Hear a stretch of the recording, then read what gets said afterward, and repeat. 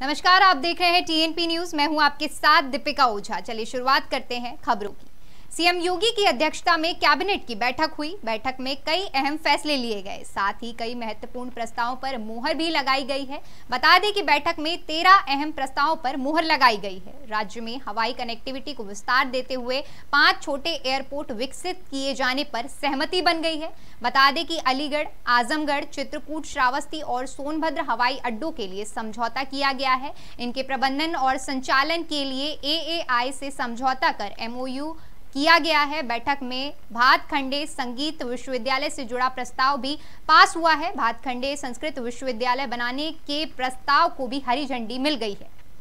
वहीं सीएम योगी ने लोक भवन में मंत्रिमंडल के साथ बैठक की और प्रदेश के 18 मंडलों का दौरा कर लौटे मंत्रियों के साथ समूह ने सीएम को अपनी रिपोर्ट सौंपी है। रिपोर्ट देने के बाद मंत्री के समूह ने कहा कि कई जिलों के अधिकारी ना जनता की समस्या सुन रहे हैं, ना पार्टी पदाधिकारी की। करीब 30 जिलों के अधिकारियों के खिलाफ शिकायत की गई है। अधिकारियों में डीएम से लेकर थाना अध्यक्ष शामिल हैं। सीएम ने मंत्री समूह की रिपोर्ट जिले के नोडल अधिकारी को सौंप दी है ताकि रिपोर्ट के अनुसार कार्रवाई की जा सके। सीएम योगी आदित्यनाथ क्रांति दिवस के अवसर पर एक कार्यक्रम में मेरठ पहुंचे, जहां उन्होंने लोगों को संबोधित करते हुए कहा कि जो लोग समाज में विभाजन पैदा करना चाहते हैं, जाति, मत, मजहब, क्षेत्र और भाषा के आधार पर बांटना चाहते हैं, हम उन्हें बेनकाब करना होगा। आगे सीएम ने कहा कि जो लोग हमें गुलामी के कालखंड की ओर ढकेलने की कोशिश कर रहे हैं, उनसे सावधान रहना होगा। हमें ऐसे लोगों के मंसूबों को तोड़ना होगा। उत्तराखंड के सीएम पुष्कर सिंह धामी चंपावत सीट से चुनावी मैदान पर उतरे हैं और इस चुनाव में सीएम योगी आदित्यनाथ, केंद्रीय मंत्री स्मृति ईरानी और अनुराग ठाकुर उनके समर्थन में प्रचार करते नजर आएंगे। इस सीट पर 31 मई को उपचुनाव होने हैं। बता दें कि चुनाव की तारीख करीब आते देख बीजेपी ने 40 स्टार प्रचारकों की अपनी सूची जारी कर दी है। इस सूची में योगी आदित्यनाथ, अजय भट्ट समेत कई बड़े नेताओं के नाम शामिल हैं। तो वहीं सीतापुर जेल में बंद सपा विधायक आजम खान को इलाहाबाद हाई कोर्ट से राहत मिली है, जिसमें कोर्ट ने आजम खान को शत्रु संपत्ति कब्जा करने के मामले में जमानत दी है। लेकिन कोर्ट ने आजम खान की सत्ता का दुरुपयोग करने पर नाराजगी जाहिर करते हुए तल्ख टिप्पणी की है। कोर्ट ने कहा कि आजम खान सत्ता के नशे में धुत होकर अपने पदों का दुरुपयोग कर रहे थे। आगे कोर्ट ने एक कहावत का हवाला देते हुए कहा कि शक्ति मनुष्य को भ्रष्ट कर देती है और पूर्ण शक्ति मिल जाए तो उसे पूरा ही भ्रष्ट कर देती है। ऐसे में आदमी भगवान को भी नहीं छोड़ता है।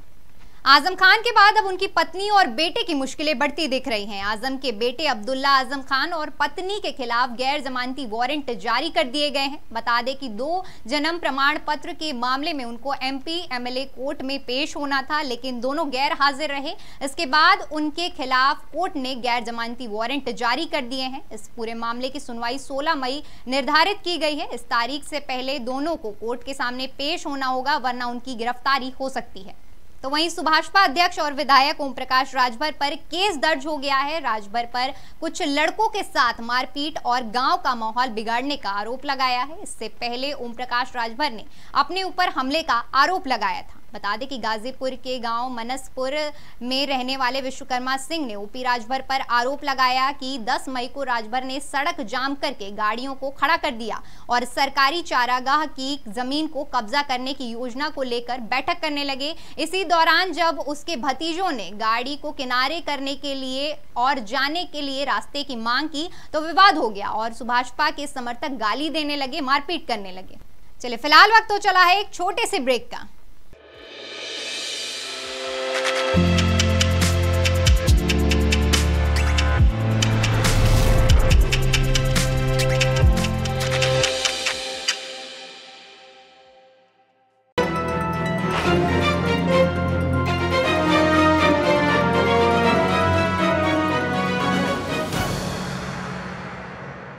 ब्रेक के बाद एक बार फिर से आपका स्वागत है। रुक करते हैं अगली खबर का। मनसे अध्यक्ष राज ठाकरे के अयोध्या दौरे को लेकर लगातार विरोध हो रहा है।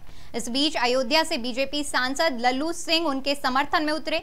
लल्लू ने कहा कि प्रभु राम की शरण में आने वाले हर व्यक्ति का स्वागत है। राज ठाकरे पर हनुमान जी की कृपा हुई है, इसलिए वो अयोध्या में प्रभु श्री राम जी के शरण में आ रहे हैं। मैं प्रभु से प्रार्थना करता हूं कि उन्हें सद्बुद्धि मिले, जिससे कि वो खुद और महाराष्ट्र के कल्याण के लिए प्रधानमंत्री नरेंद्र मोदी जी की शरण में जाएं। आगे सांसद ने कहा कि समाज में आदिकाल से लोगों के विचार आते रहे हैं, लेकिन अयोध्या सबके स्वागत के लिए तैयार है। हनुमान जी की कृपा राज ठाकरे पर हुई है, इसलिए वह प्रभु श्री राम की शरण में आ रहे हैं। और जो भी प्रभु श्री राम की शरण में आएगा, हम अयोध्या के राम भक्तों के सेवक होने के नाते उनका हार्दिक स्वागत करेंगे। साथ ही साथ ईश्वर प्रभु श्री राम से हमारी यही प्रार्थना है कि राज ठाकरे को वह सद्बुद्धि दें कि वह मोदी जी की शरण में जा कर के अपना और महाराष्ट्र का कल्याण करें। ज्ञानवापी मस्जिद को लेकर बीजेपी नेता संगीत सोम ने बयान दिया था, जिसे संभल के मदरसा सिराज उल उल्म के मौलाना ने धमकी भरा बताते हुए आपत्ति जताई है। मौलाना ने कहा कि अपनी पार्टी की सियासत को चमकाने के लिए मुल्क को बर्बाद करने वाले कभी भी मुल्क से मोहब्बत नहीं कर सकते। आगे मौलाना ने कहा कि संगीत सोम जैसे लोगों के बयान से लोगों में नफरत फैलेगी और मुल्क में फिरका परस्ती की आग भड़केगी। इन लोगों की सियासत फिरका परस्ती से चल रही है, इन्हें मुल्क से कोई दिलचस्पी हमदर्दी नहीं है। ये लोग अपनी राजनीति और पार्टी को चमकाने के लिए ऐसी बयानबाजी करते हैं। तो वहीं अंबेडकर नगर जिले के आलापुर तहसील क्षेत्र के एक घर में बड़ी संख्या में जहरीले सांपों का जखीरा मिला। बता दें कि मामला मधुआना गांव का है, जहां सांपों का झुंड घर के अंदर रखे एक मिट्टी के बर्तन में मिला, जिसकी वजह से पूरे गांव में दहशत फैल गई और देखते ही देखते घर के पास ग्रामीणों का जमावड़ा लग गया। कोई इसे प्रकृति का प्रकोप बता रहा है तो कोई इसे सर्पदोष करार दे रहा है। इस पूरी घटना की सूचना वन विभाग को दी गई। मौके पर वन विभाग की टीम पहुंची और सांपों का रेस्क्यू कर उन्हें जंगल में छोड़ दिया गया। वन विभाग के अधिकारी ने कहा कि इतनी बड़ी संख्या में सांपों का झुंड मिलना आश्चर्यजनक है। इसकी वजह क्या हो सकती है, इसकी जांच की जा रही है। प्रदेश में इस कदर अपराधियों में बुलडोजर का डर बैठ गया है कि वो प्रशासन के सामने आत्मसमर्पण कर रहे हैं। ऐसा ही एक मामला फर्रुखाबाद के शहर कोतवाली में देखने को मिला। कुख्यात आरोपी लकी पाल अपनी पत्नी के साथ एसपी से मिलने पहुंचा और एसपी से मुलाकात कर बोला, मैं सुधरना चाहता हूं, इसलिए पुलिस उस पर कोई कार्रवाई ना करे और ना ही उसे परेशान करे। 20 महीने बाद छूट के आए हैं, हमने शादी कर ली है। हम ये चाहते हैं कि पुलिस हमें बिना फालतू में परेशान ना करे। मतलब किस बात को लेकर परेशान? शहर में कोई भी बात होती है उसमें सब पुलिस या कोई भी सब ये कहते हैं कि हमने कराया है, हमने किया है, तो और हमारा कहीं पे भी कोई गलती नहीं है। आपके ऊपर कुछ पुराने मुकदमे हैं? पुराने मुकदमे जी हैं। कब से कब तक के हैं? 14 से 19 तक के हैं। क्या किन धाराओं में मुकदमे हैं? 302, 307 और रंगदारी यही मुकदमे हैं। अब क्या करना चाहते हो आप? हम सुधर के रहना चाहते हैं, हमने शादी कर ली है और अपनी पत्नी के साथ जीवन व्यतीत करना चाहते हैं। ये एक लकी पाल करके हिस्ट्री शीटर है, थाना फर्रुखाबाद का, जिस पे 16 मुकदमे हैं विभिन्न धाराओं में जो दर्ज है, और ये वहाँ का हिस्ट्री शीटर भी है।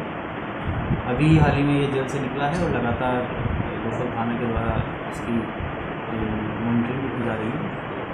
आज ये अपनी पत्नी के साथ, जो कि इसकी नई शादी के लिए आया है, और इसने अपने आप को एक एफिडेविट दिया है। अब बोला है कि अब आज के बाद ये जुर्म नहीं करेगा और जुर्म की दुनिया से पूरी तरीके से कट ऑफ करके रहेगा, और इस चीज़ का ये आश्वासन देके गया है। तो उसको सजेशन दिया गया है कि हाँ, वो अपराधों से दूर रहे और एक अच्छे व्यक्ति की तरह सोसाइटी में रहते हुए अपना जीवन यापन करें। तो वहीं सहारनपुर जिले में पुलिस और एसओजी की संयुक्त टीम को बड़ी सफलता मिली है। टीम ने एटीएम कार्ड बदलकर फ्रॉड कर चोरी करने वाले गिरोह का भंडाफोड़ किया है। बता दें कि पुलिस ने 4 आरोपियों को गिरफ्तार कर 80,000 नगद और एक गाड़ी बरामद की है। एसएसपी ने बताया कि एटीएम फ्रॉड को रोकने के लिए जिले में जांच अभियान तेजी से चलाया जा रहा है। आज एसओजी और थाना सदर बाजार मुजफ्फरनगर पुलिस की संयुक्त टीम द्वारा एक एटीएम का फ्रॉड से चोरी करके और एटीएम अकाउंटों से पैसे निकालने वाले गैंग का पर्दाफाश किया गया। इनको गिरफ्तार किया गया। कुल 5 अभियुक्त इसमें गिरफ्तार हुए हैं और उनके पास से 139 एटीएम कार्ड्स, 81,100 रुपये नकद और एक स्विफ्ट गाड़ी बरामद हुई। औरैया जिले के बिदूना कोतवाली क्षेत्र में दहेज का मामला सामने आया है, जहां पैसों के चलते लड़के वाले बारात लेकर नहीं आए। एक लड़की की बारात आनी थी, लेकिन दहेज के बोझ में उसका पूरा परिवार और उसके सारे अरमान दब गए। लड़की के पिता ने हर संभव तरीके से दहेज देने की पूरी कोशिश की, लेकिन वे लड़के वालों का दहेज का कुआं नहीं भर पाए। जब पुलिस को इस मामले की सूचना मिली तो वह मौके पर पहुंची और परिजनों के कहने पर मुकदमा पंजीकृत किया। हमारी बेटी की शादी थी आज, और हम आज बारात आनी थी। हमने उनको दान दहेज सब दे दिया, मतलब अब हमसे और गाड़ी और रुपये की मांग करने लगे। हमने उनको रुपया नहीं दे पाए, इसलिए वो अब बारात नहीं ला रहे हैं। कहाँ के रहने वाले हैं वो लोग? वो लोग सौरिक के रहने वाले हैं। चलिए फिलहाल के लिए इतना ही। देश और दुनिया की तमाम बड़ी खबरों के लिए हमारे YouTube चैनल को सब्सक्राइब करें। खबरों को विस्तार से जानने के लिए हमारी वेबसाइट www.tnpnews.in पर विजिट करें। धन्यवाद।